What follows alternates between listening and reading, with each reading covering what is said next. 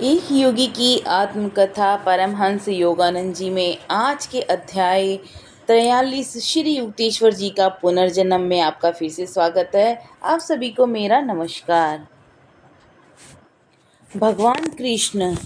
मुंबई के hotel resort में जब मैं अपने कमरे में बैठा था, तब मैंने सड़क के पार की ऊंची इमारत की छत पर चमचमाते दीप्तिमान प्रकाश में अवतार का दिव्य स्वरूप देखा। इतना अवर्णनीय दृश्य अचानक मेरी नज़र के सामने प्रकट हुआ था जब मैंने अपने तीसरे मंजिल की लंबी बालकनी के बाहर देखा। उस दिव्य आकार ने मुझे मुस्कुराकर देखा, फिर सिर और हाथ हिलाते हुए अभिवादन किया। जब मैंने उनके भगवान श्री कृष्ण के संदेश को ठीक से नहीं समझा, तब वे उसी आशीर्वाद देने की मुद्रा में अंतर्ध्यान हो गए। मैं आनंद से भर उठा। मुझे आभास हुआ कि कोई आध्यात्मिक घटना घटने वाली है। मेरी पश्चिम की यात्रा कुछ समय के लिए रद्द हो गई थी। बंगाल वापस जाने के लिए मुझे मुंबई में कई व्याख्यान देने थे। भगवान कृष्ण के दृश्य को देखने के एक सप्ताह बाद मैं 19 जून 1936 को दोपहर ध्यानावस्था में अपने मुंबई के होटल में बैठा हुआ था। अचानक एक दिव्य प्रकाश से मेरा ध्यान टूटा। मेरी खुली और आश्चर्यचकित आंखों के सामने पूरा कमरा एक अद्भुत विश्व में परिवर्तित हो गया। सूर्य का प्रकाश एक स्वर्गीय शोभा के साथ था। जब मैंने अपने सामने सशरीर श्री युक्तेश्वर जी को देखा तो अति आनंद की तरंगों ने मुझे घेर लिया। मेरे पुत्र, गुरुदेव ने अति स्नेह से कहा। उनके चेहरे पर देवताओं को भी मोहित करने वाली मुस्कान थी। अपने जीवन में पहली बार मैं उनके चरणों में नहीं झुका, बल्कि तुरंत उनको अपनी बाहों में भर लेने के लिए आगे बढ़ा। वह अद्भुत क्षण था। पिछले महीनों मेरे सभी दुख और पीड़ा जिनसे मैं गुजरा था, वे सभी इस परम आनंद के आशीर्वाद वर्षा के सामने पिघल रहे थे। मेरे प्रिय गुरुदेव, मेरे हृदय के प्यारे, आप मुझे छोड़कर क्यों चले गए? मेरी आवाज़ खुशी के मारे भर भराई हुई थी। आपने मुझे कुंभ मेले में जाने क्यों दिया? मैंने आपको छोड़कर जाने के लिए अपने को कितना कोसा है। तुम जिस खुशी के साथ उस स्थान पर जाने की कल्पना कर रहे थे जहां मैं बाबा जी से पहली बार मिला था, मैं उस खुशी के सामने बाधा नहीं डालना चाहता था। मैंने तुम्हें थोड़ी देर के लिए छोड़ा था। क्या मैं तुम्हारे साथ फिर से नहीं हूँ? लेकिन क्या वह वास्तव में आप हैं? वही ईश्वर के शेर? क्या आपने उसी शरीर में जीवन धारण किया है जिसे मैंने पुरी की कठोर रेत में समाधिस्थ किया था? हाँ मेरे बच्चे, मैं वही हूँ। यह मेरा रक्त हाड़ मांस का शरीर है। यद्यपि मैं इसे केवल आकाशीय तत्व ईथर समझता हूँ, ब्रह्मांड के अणुओं से मैंने एक बिल्कुल नया शरीर बनाया है। ठीक उसी तरह उस स्वप्न शरीर जैसा जिसे तुमने अपने स्वप्न सृष्टि के स्वप्न रेत में समाधि दी थी। मेरा पुनर्जीवन इस धरती पर नहीं बल्कि सूक्ष्म लोक में हुआ है। इसमें रहने वाले इस धरती के मनुष्यों से कहीं अधिक अच्छे हैं। वे मेरे उच्च आदर्शों के अनुरूप हैं।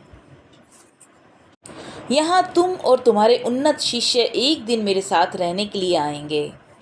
अमृत प्राप्त गुरुदेव, मुझे और ज़्यादा बताइए। गुरुदेव ने थोड़ा हंसते हुए कहा, मेरे प्रिय पुत्र, क्या तुम अपनी पकड़ थोड़ी ढीली नहीं करोगे? केवल थोड़ा। मैंने उनको ऑक्टोपस जैसी मजबूती के साथ पकड़ा हुआ था। मैंने उनके शरीर से प्राकृतिक खुशबू को आते सूंघा, जैसे उनके शरीर से पहले निकला करती थी। उनके दिव्य शरीर को आज भी अपने हाथों के अंदरूनी हिस्सों और तो हथेली में मैं महसूस करता हूँ जब मैं उन अद्भुत क्षणों को याद करता हूँ। जिस प्रकार संतों, पैगंबरों और सद्गुरुओं को इस धरती पर मनुष्य के शारीरिक कर्मों की मुक्ति के लिए भेजा जाता है, उसी प्रकार मुझे ईश्वर ने सूक्ष्म लोक के लोगों को मुक्त करने के निर्देश के साथ भेजा है। श्री युक्तेश्वर जी ने मुझे समझाया, उसे हिरण्य लोक अथवा प्राकृत प्रकाशीय सूक्ष्म लोक भी कहते हैं। यहाँ मैं उन्नत लोगों को उनके सूक्ष्म कर्म से मुक्ति दिलाने के लिए हूँ और इस प्रकार सूक्ष्म पुनर्जीवन से मुक्ति दिलाता हूँ। हरिण्य लोक के निवासी आध्यात्मिक रूप से बहुत अधिक उन्नत हैं। उन सबका पृथ्वी पर आखिरी जन्म था। उन्होंने ध्यान द्वारा इतनी ज़्यादा सामर्थ्य प्राप्त कर ली थी कि मनुष्य की मृत्यु के समय वे सचेत रहते हुए अपने भौतिक शरीर का त्याग कर सकते थे। हरिण्य लोक में कोई तब तक प्रवेश नहीं कर सकता जब तक धरती में सविकल्प समाधि की अवस्था में स्थित होने के पश्चात और उच्चतर अवस्था निर्विकल्प समाधि में स्थित नहीं होता। हरिण्य लोक के निवासियों ने पहले से ही सामान्य सूक्ष्म लोगों को पार कर लिया है, जहाँ सभी मनुष्यों जो पृथ्वी से आए हुए लोगों की मृत्यु के बाद जाना होता है, वहाँ सूक्ष्म लोक के कई अपने अतीत के कर्मों के बीजों को उन्होंने नष्ट कर दिया है। उन केवल उन्नत साधक ही इस तरह आत्मा के उद्धार कार्यों को सूक्ष्म लोक के कुशलता के साथ कर सकता है। फिर उनकी आत्मा को सूक्ष्म जगत के बचे हुए अवशेषों से मुक्त करने के लिए इस उन्नत साधकों के ब्रह्मांडी नियमों के अनुसार हरिण्य लोक में नए सूक्ष्म शरीर में पुनर्जीवित होना पड़ता है। तब सूक्ष्म सूर्य या स्वर्ग यहाँ मैं उनके पुनर्जीवन पर उनकी मदद करता हूँ। हरिण्य लोक में और ज़्यादा उन्नत लोग हैं जो और ज़्यादा उन्नत सूक्ष्म जगत से आए हैं। मेरा मन अब अपने गुरु के साथ उत्तम तारतम्य में बैठा चुका था, यानी उनके साथ एकात्म हो गया था कि मुझे वे सजीव चित्रण कुछ अपने शब्दों द्वारा और कुछ अपने विचार संक्रमण द्वारा पहुंचा रहे थे। इसलिए मैं बहुत आसानी और तुरंत से उनकी विचार पत्रिका को ग्रहण कर पा रहा था। तुमने जो शास्त्रों में पढ़ा है, गुरुदेव कहते जा रहे थे, ईश्वर ने मनुष्य की आत्मा को सफलतापूर्वक 3 शरीरों में बंद किया है। पहला भाव यानी विचार या कारण शरीर, दूसरा शरीर जो मनुष्य के मानसिक और भावनात्मक प्रकृति का स्थान है, और तीसरा स्थूल भौतिक शरीर। धरती पर व्यक्ति भौतिक इंद्रियों से युक्त रहता है। सूक्ष्म जगत के लोगों का काम अपनी चेतना, भावनाएं और शरीर प्राण शक्ति से चलता है। कारणधारी शरीर विचारों के आनंदमय जगत में रहता है। मेरा काम उन सूक्ष्म लोगों को जो कारण जगत में प्रवेश कर रहे हैं उनका मार्गदर्शन करना है। मेरे प्रिय गुरुदेव, मुझे सूक्ष्म जगत यानी ब्रह्मांड के बारे में और बताइए। मैंने श्री युक्तेश्वर जी के आग्रह पर अपनी पकड़ ढीली कर दी थी, लेकिन मैंने अभी भी उन्हें बाहों में ही भरा हुआ था। इस अमूल्य निधि को पहुंचाने मेरे गुरुदेव मृत्यु का उपहास करते हुए मेरे पास आए थे। उनका सूक्ष्म लोक ही ऐसा है जहाँ सूक्ष्मधारी प्राणी निवास करते हैं। गुरुदेव ने कहना शुरू किया, यहाँ के निवासी एक ग्रह से दूसरे ग्रह जाने के लिए सूक्ष्म विमानों और प्रकाश पिंडों का उपयोग करते हैं, जो विद्युत और रेडियोधर्मी तरंगे यानी शक्ति से कहीं ज़्यादा तेज गति से चलती हैं। सूक्ष्म जगत की रचना प्रकाश रंगों के विभिन्न सूक्ष्म स्पंदनों से हुई है, जो भौतिक दृष्टि से सैकड़ों गुना बड़ा है। पूरा भौतिक विश्व जगत एक छोटी ठोस टोकरी की तरह सूक्ष्म जगत के चमकते विशाल तेज भरपूर गुब्बारे के नीचे उसी तार लटकी हुई है, जिस तरह कई भौतिक सूर्य और तारे अंतरिक्ष में भ्रमण कर रहे हैं। इनके अलावा असंख्य सूक्ष्म सूर्य और तारों की प्रणालियां हैं जो वहां सूक्ष्म जगत में भ्रमण कर रहे हैं। उनके अपने सूक्ष्म सूर्य और चांद हैं जो भौतिक जगत से कहीं अधिक सुंदर हैं। सूक्ष्म जगत के यह सूर्य और चंद्र ऑरोरा बोरोलिस की तरह ध्रुवीय प्रकाश के समान दिखते हैं। चमकते हुए सूर्य के समान सूक्ष्म ऑरोरा बहुत तेज प्रकाश वाला होता है और चंद्रमा का हल्का प्रकाश कम तेज वाला होता है। सूक्ष्म दिन और रात पृथ्वी के दिन रात से कहीं ज़्यादा लंबे होते हैं। सूक्ष्म जगत असीम सुंदर, साफ, शुद्ध और सुव्यवस्थित है। यहाँ कोई मृत ग्रह अथवा बंजर भूमि नहीं है। पृथ्वी के दोष जैसे खरपतवार यानी वीड्स, बैक्टीरिया, कीड़े मकोड़े, सांप यहाँ पर नहीं होते। पृथ्वी की विभिन्न परिवर्तनशील और अनिश्चित जलवायु और ऋतु भी नहीं होती। सूक्ष्म ग्रहों के समान तापमान की अविरल और अनंत धारा बहती है। कभी यहाँ चमकते हुए सफ़ेद बर्फ और रंग बिरंगे रंगों के प्रकाश की बारिश होती है। सूक्ष्म जगत में स्फटिक की झीलें, उज्ज्वल समुद्र और बहुत सी इंद्रधनुषी नदियाँ हैं। हरिण्य लोक की सूक्ष्मता स्वर्ग के विपरीत साधारण सूक्ष्म सृष्टि में लाखों की संख्या में सूक्ष्म जीव हैं, जिनमें से कई हाल ही में धरती से आए हैं। ये असंख्य परियां मत्स्य कन्याएं, मछलियां, पशु, बोने, भूत, प्रेत, छोटे छोटे देवता और आत्माएं अपने अपने धार्मिक गुणों के अनुसार विभिन्न सूक्ष्म ग्रहों में रहती हैं। विभिन्न स्पंदनात्मक क्षेत्रों में अच्छी और बुरी आत्माओं के रहने की व्यवस्था है। अच्छी आत्माएं स्वच्छंद रूप से चल फिर सकती हैं, लेकिन बुरी आत्माएं सीमित क्षेत्र में विचरण कर सकती हैं। उसी प्रकार जैसे मनुष्य धरती की सतह पर रहते हैं, कीड़े धरती के अंदर, मछली जल में और पक्षी हवा में रहते हैं। इस प्रकार सूक्ष्म जीव को विभिन्न श्रेणियों के जीव अपने अपने गुणों और योग्यता के आधार पर समुचित स्पंदनात्मक क्षेत्रों में रहते हैं। विभिन्न सूक्ष्म लोकों से निष्कासित हो आए पतित देवताओं के बीच संघर्ष और युद्ध होता है, जिनमें ये मांत्रिक स्पंदनात्मक किरणों या प्राण अणु बमों का प्रयोग करते हैं। यह प्राणी या जीव विहीन सूक्ष्म जगत के अंधकारमय लोकों में रहते हैं और अपने बुरे कर्मों का फल भोगते हैं। सूक्ष्म जगत के अंधकारमय कारागार के ऊपर विशाल लोक में सब कुछ चमकता हुआ खूबसूरत है। सूक्ष्म सृष्टि पृथ्वी की अपेक्षा दिव्य इच्छा और पूर्णता की योजना यानी उत्तम योजना के साथ अधिक तालमेल रहता है। हर सूक्ष्म वस्तु मुख्यतः ईश्वर की इच्छा और सूक्ष्म जीवों की इच्छाओं के आह्वान से प्रकट होती है। उनके अंदर शक्ति है जिसके द्वारा ईश्वर ने पहले से ही जो कुछ बनाया है उसके आकार या रूप को निखार सकते हैं। ईश्वर ने अपने सूक्ष्म जगत के बच्चों को अपनी इच्छा से सूक्ष्म जगत में बदलाव व सुधार लाने की आज़ादी दी हुई है। धरती पर प्राकृतिक या रसायन विधि से ही ठोस को द्रव में या किसी अन्य रूप में परिवर्तित किया जा सकता है, लेकिन सूक्ष्म ठोस का सूक्ष्म द्रव, गैस या ऊर्जा में केवल यहाँ के निवासियों की इच्छा शक्ति द्वारा तुरंत बदलाव लाया जा सकता है। गुरु ने बताना जारी रखा, पृथ्वी, समुद्र, जमीन और हवा में युद्ध और हत्याओं से कलंकित है, लेकिन सूक्ष्म जगत में केवल खुशनुमा सामंजस्यता और समानता है। सूक्ष्म जगत के जीव अपनी इच्छा से कोई भी रूप धारण कर सकते हैं। कभी कभी सूक्ष्म जगत के पुरुषों का रूप ले सकते हैं। सभी सूक्ष्म जीवों को कोई भी आकार लेने की स्वतंत्रता है और आसानी से एक दूसरे से संपर्क कर सकते हैं।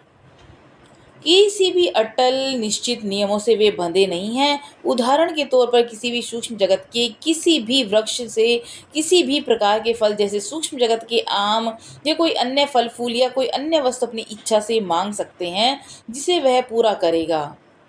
वहाँ कुछ निश्चित कार्मिक बंधन हैं, लेकिन विविध रूपों की इच्छा में कोई अंतर नहीं है। वहाँ ईश्वर के रचनात्मक प्रकाश में सब कुछ तरंगित है। यहाँ कोई स्त्री गर्भ से पैदा नहीं होती। वहाँ संतान को सूक्ष्म जीवों द्वारा उनके अपने ब्रह्मांडी इच्छा शक्ति, जिसकी एक निश्चित डिजाइन का या रचना है, उसकी सहायता से संपूर्ण सूक्ष्म रूप से घनीकृत करके सूक्ष्म शरीर को अस्तित्व में लाकर संतान को प्रकट करते हैं। अभी हाल ही में एक स्थूल रूप से मृत जीव एक सूक्ष्म परिवार में आमंत्रण द्वारा उस परिवार में जन्म लेता है, जिसकी समान मानसिक और आध्यात्मिक प्रवृत्तियों या स्वभाव होता है। सूक्ष्म शरीर को कोई ठंड, गर्मी, कोई अन्य प्रकार की परिस्थितियां प्रभावित नहीं करती। उसकी संरचना में एक सूक्ष्म मस्तिष्क या हजारों कमल की प्रकाशमय पंखुड़ियां यानी सहस्त्रदल कमल और सुषुम्ना में 6 जागृत केंद्र यानी चक्र होते हैं। सुषुम्ना मस्तिष्क रीढ़ की धुरी होती है।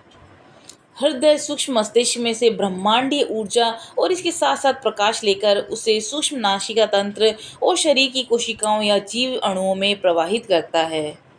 सूक्ष्म जगत के प्राणी अपने शरीर को प्राण अणुओं अथवा पवित्र मंत्रों की तरंगों से परिवर्तित कर सकते हैं। अधिकांश जीवों को सूक्ष्म शरीर अपने स्थूल शरीर की प्रतिमूर्ति यानी उसी तरह का होता है। सूक्ष्म जीव का चेहरा और शरीर पृथ्वी पर उसके युवावस्था में वह जैसा था वैसा ही दिखता है। कभी कभी सूक्ष्म जीव, जैसा कि मैंने किया, अपने वृद्ध स्वरूप को ही बनाए रखना पसंद करता है। गुरुदेव, जिसमें युवावस्था पूरी तरह से प्रकट हो रही थी, वे मुस्कुराए और खुशी के साथ हंसने लगे। भौतिक जगत के 3 आयामों को केवल उनके 5 इंद्रियों द्वारा ही समझा जा सकता है। इसके विपरीत सूक्ष्म क्षेत्र का ज्ञान छठी अतीन्द्रिय, जिसमें सभी इंद्रियां समाहित और समावेशित होती हैं, अर्थात अंतर्ज्ञान से होता है। श्री युक्तेश्वर जी ने कहना जारी रखा, केवल अंतर्ज्ञान के अनुभव से सूक्ष्म जीव देख, सुन, गंध, स्वाद, स्पर्श को देख और महसूस कर सकते हैं। उनके 3 नेत्र, जिनमें 2 आंखें आदि बंद रहती हैं, तीसरी और मुख्य सूक्ष्म नेत्र लंबाई में मस्तक पर स्थित होता है और वह खुला रहता है। सूक्ष्म जीवों में सभी बाह्य इंद्रियां जैसे कान, आँख, नाक, जीभ और त्वचा होती है, लेकिन ये शरीर के किसी भी भाग से स्पंदन को प्राप्त करने के लिए अंतर्ज्ञान का उपयोग करते हैं। ये कान, नाक और त्वचा से भी देख सकते हैं और वे अपनी आँखों या जीभ से सुन सकते हैं और कान और त्वचा या इसी तरह अन्य अंगों से सब कुछ कर सकते हैं। मनुष्य का स्थूल या भौतिक शरीर असंख्य खतरों से घिरा रहता है और उसे आसानी से घायल या पंगु किया जा सकता है। वहीं सूक्ष्म शरीर को कभी-कभी चोट या खरोंच लग सकती है, जिसे वह अपनी इच्छा शक्ति से ठीक भी कर सकता है। गुरुदेव, क्या सभी सूक्ष्म जीव सुंदर होते हैं? सूक्ष्म जगत में सुंदरता एक आध्यात्मिक गुण है, ना कि बाह्य रूप। श्री युक्तेश्वर जी ने जवाब दिया, इसलिए सूक्ष्म जीव चेहरे के नाक नक्श को बहुत कम महत्व देते हैं। यद्यपि अपनी इच्छा अनुसार नया सुंदर शरीर और विविध रंगों वाला शरीर धारण कर सकते हैं, जिस प्रकार संसारिक मनुष्य उत्सवों में नए वस्त्र और आभूषण धारण करते हैं, उसी तरह सूक्ष्म जीव स्वयं को विशेष प्रकार से डिजाइन किए आकार से स्वयं को सजाते हैं। हरियाणा लोक जैसे उच्च लोकों में सूक्ष्म आनंदोत्सव तब मनाए जाते हैं जब सूक्ष्म जगत से आध्यात्मिक उन्नति के द्वारा किसी जीव को सूक्ष्म जगत से मुक्ति मिलती है, जिसके बाद वह कारण जगत से प्रवेश करने योग्य हो जाता है। इस प्रकार अवसरों पर अदृश्य परमपिता परमात्मा तथा वे संत जो उनमें विलीन हो चुके हैं, वे अपने अपने पसंद का शरीर धारण कर उस सूक्ष्म उत्सव में शामिल होते हैं। अपने प्यारे शिष्य को प्रसन्न करने के लिए ईश्वर भी उसकी इच्छा अनुसार रूप धारण करते हैं। यदि उसका प्यारा शिष्य भक्ति भाव के साथ पूजा करता है तो वह अपने ईश्वर को दिव्य माँ जगन माता के रूप में देखता है। ईसा मसीह को ईश्वर का पितृ स्वरूप किसी अन्य स्वरूप से कहीं अधिक अच्छा लगता था। जिस प्रकार का स्वतंत्र व्यक्तित्व ईश्वर ने हर एक अपनी रचना को दिया है, इस कारण ईश्वर से कल्पनीय और अकल्पनीय सभी रूपों की मांग होती रहती है और मेरे गुरुदेव खुशी से हंस रहे थे। सूक्ष्म जगत में पूर्व जन्मों के मित्र आसानी से एक दूसरे को पहचान लेते हैं। श्री युक्तेश्वर जी ने अपनी बांसुरी जैसी मधुर आवाज में कहते हुए अमृत प्राप्त मित्रता को देखकर वे खुशियां मनाते हैं, क्योंकि अब उन्हें प्रेम का अनश्वर रूप समझ में आ गया होता है। जिस मित्रता पर अपने सारे संसारिक जीवन में दुख, मिथ्या और वियोग के समय वह संशयित और संदेह की नज़र से देखते थे, अब वही प्रेम का अनश्वर रूप है।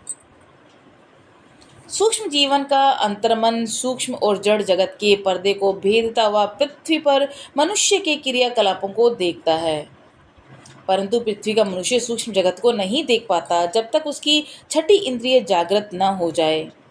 पृथ्वी पर रहने वाले हजारों लोगों ने कुछ क्षणों के लिए किसी सूक्ष्म जगत के सूक्ष्म जीवों को देखा हुआ है। हरियाणा लोगों के उन्नत जीव सूक्ष्म जगत के लंबे अवधि के दिन और रात अधिकांशतः आनंदित अवस्था में रहते हैं और सूक्ष्म सरकार की जटिल समस्याओं के समाधान करने में व्यस्त रहते हैं।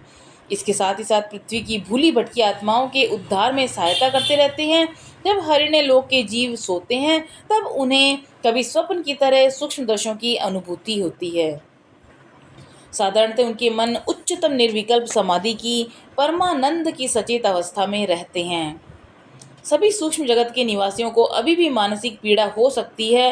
हरियाणा लोक जैसे ग्रहों में अनंत जीवों के संवेदनात्मक मन को यदि किसी आचरण अथवा सत्यता की अनुभूति में कुछ गलती हो जाए तो उन्हें पीड़ा का एहसास होता है। वह उन्नत जीव अपने हर कार्य और प्रत्येक विचार को आध्यात्मिक नियम के साथ समन्वय बनाकर रखते हैं। सूक्ष्म जगत वासियों के बीच परस्पर संपर्क और विचारों का आदान प्रदान होता रहता है और वे सूक्ष्म दूरदर्शन द्वारा ही चलता रहता है। इसी कारण किसी भी प्रकार की शंका अथवा गलतफहमी नहीं होती, जबकि पृथ्वीवासी अपने लिखित और बोले गए शब्दों से हमेशा शंकित और भ्रमित रहते हैं।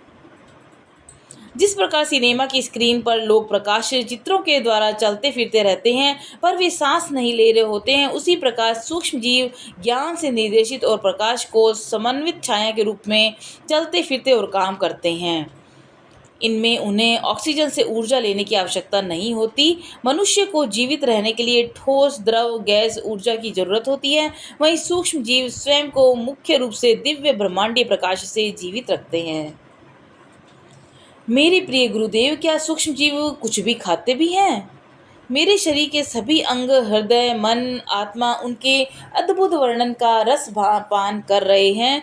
सत्य की अधिचेतन अनुभूतियां हमेशा वास्तविक और अपरिवर्तनीय होती हैं, जबकि सतही इंद्रिय अनुभूतियां और मन पर पड़ने वाली उनकी छाप कभी भी स्थायी नहीं होती और सब सच भी नहीं होती।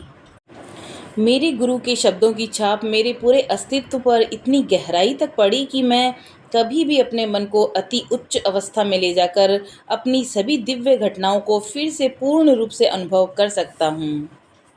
यद्यपि हरिण्य लोक में रहने वाले जीव इस तरह के जरूरी खाने से मुक्त होते हैं, इससे भी उन्नत स्थिति में स्वर्ग लोक के वासी तो खाने पीने की भी किसी आवश्यकता से पूर्ण रूप से मुक्त होते हैं, परंतु कारण जगत के वासी तो हर तरह के बंधन से पूर्ण रूप से मुक्त हैं।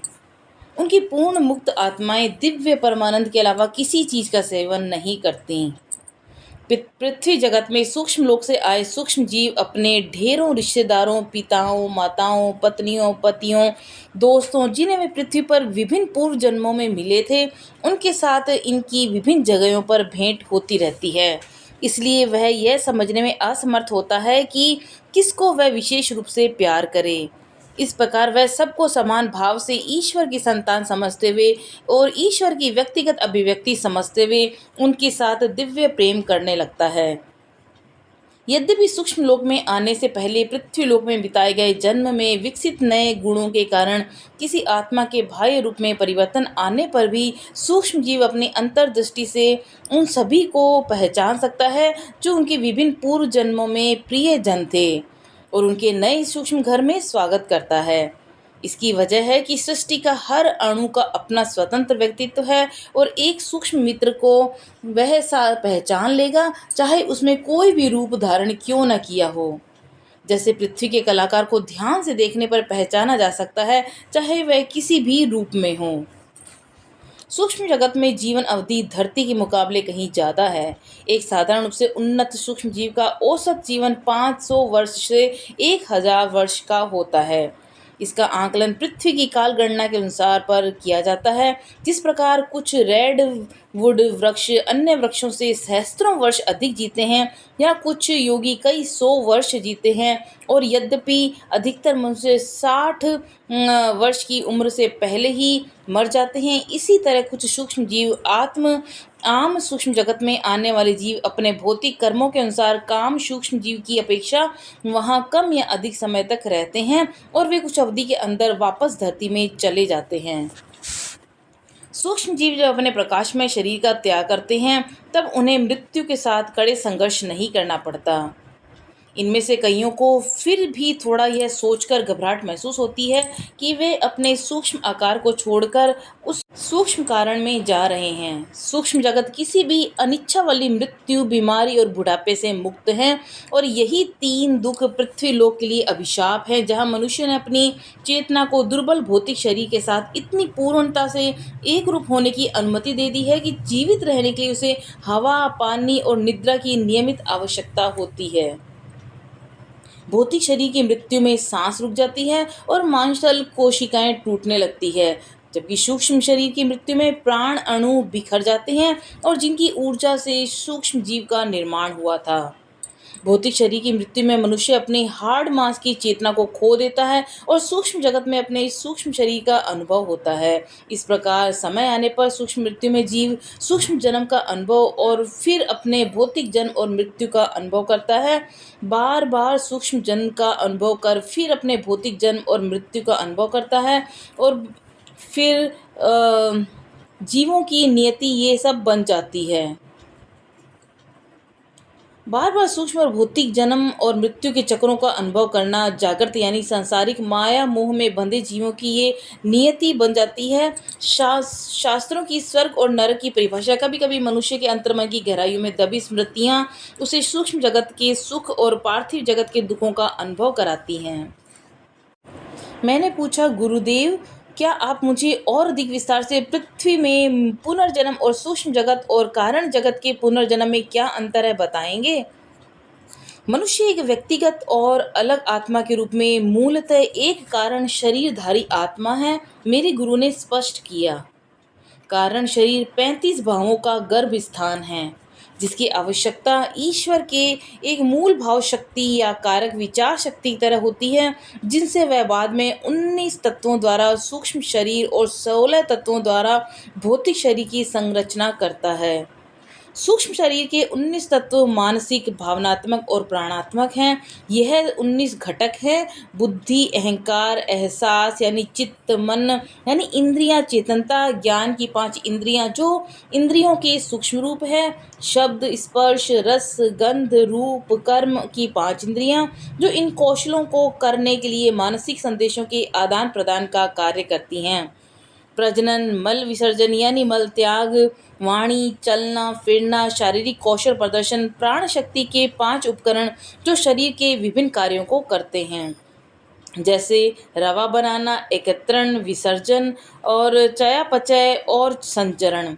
शरीर का चयापचय यानी रस प्रक्रिया का रसायन उत्पादन, अन्न के विघटित तत्वों को शरीर में लेना, रसों को शरीर में एकत्रित करना, मल त्याग करना, बेकार पदार्थों को शरीर से निकालना, रक्त संचरण का कार्य करना। 16 रासायनिक तत्व में धातु और धातु से शरीर बना है जो नश्वर है। 19 तत्वों से बना सूक्ष्म शरीर मृत्यु के बाद भी जीवित रहता है। ईश्वर ने अपने मन में विभिन्न विचारों के बारे में सोचा और उन्हें स्वप्नों की तरह दिखाया। इस प्रकार स्थिति स्वरूप ब्रह्मांडीय स्वप्न यानी माया सापेक्षता के अपने विशाल अनंत आभूषणों से सजकर प्रकट हुई।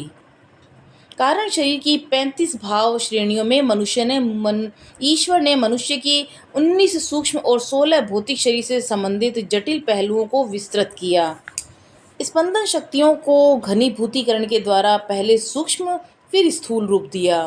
फिर उसने मनुष्य का सूक्ष्म शरीर बनाया और अंत में भौतिक स्थूल शरीर बनाया। सापेक्षता का नियम, जिसकी वजह से परम शुद्धता यानी ईश्वर ने अनेक विस्मयकारी रूप धारण कर लिए, इसी वजह से कारण जगत और कारण शरीर सूक्ष्म जगत और सूक्ष्म शरीर से भिन्न है। इसी प्रकार स्थूल जगत और स्थूल शरीर भी सृष्टि के अन्य कार्य रूपों से अलग है। हार्ड मास का शरीर सृष्टा के एक निश्चित मूर्त स्वरूपों में बना हुआ है। पृथ्वी पर द्वैतवाद हमेशा से उपस्थित रहा है, जैसे स्वास्थ्य, रोग, सुख, दुख, हानि, लाभ। मनुष्य को 3 आयामी स्थूल जगत में सीमा, बंधन और विरोध मिलता है।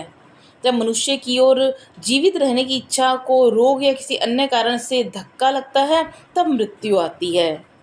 हार्ड मास यानी स्थूल का भारी चोला कुछ समय के लिए उतर जाता है, यद्यपि आत्मा सूक्ष्म और कारण शरीर में बंद रहती है। उनको जोड़ने वाली शक्ति जिससे यह तीनों शरीर जुड़े रहते हैं वह इच्छा है।